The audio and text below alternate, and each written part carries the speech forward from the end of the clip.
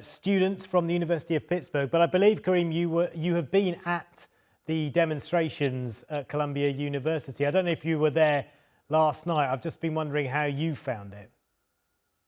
So we've been looking at demonstrations not only in Columbia, but in a variety of universities and college campuses around the state. And it's very clear that we're looking at a set of protests that are trying to recreate the momentum of dissent on the question of Palestine, particularly as we are more than 6 to 7 to 8 months into the massacres that are taking place in the Gaza Strip.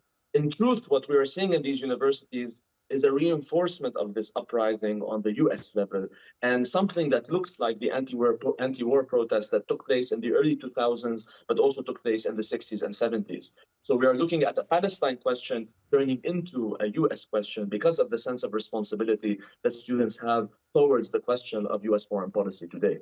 I was wondering what you made of the Mayor of New York saying that in particular there were outside influences on these peaceful demonstrations at Columbia University.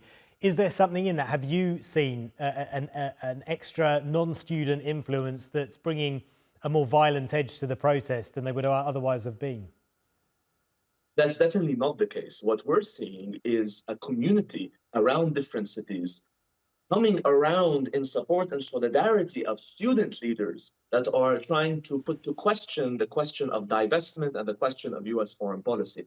And what the mayor is basically saying, and what other people are saying when they call them infiltrators, they are trying to bar the university from the city. They're trying to create a separating line between the university and the city, because that would dilute the public opinion that's being created by the students.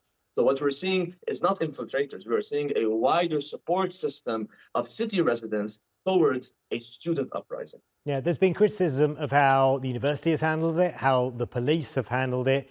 Do you think that maybe the demonstrators themselves could have also made their views, their voices heard in a better way? Well, of course, critique is necessary for these demonstrations and for these protests and for these encampments to evolve and include a wide variety of social groups within the American ecosystem. But most people who are channeling these critiques are not channeling them constructively. They are coming with the agenda of diluting these protests, of marking them, of stereotyping them, of trying to marginalize them because these protests pose a real threat to the electoral and financial interests of those involved in the occupation today. It's been good to get your thoughts, Karim. Thank you so much. Karim Safieddine, there, student protester, joining us from New York.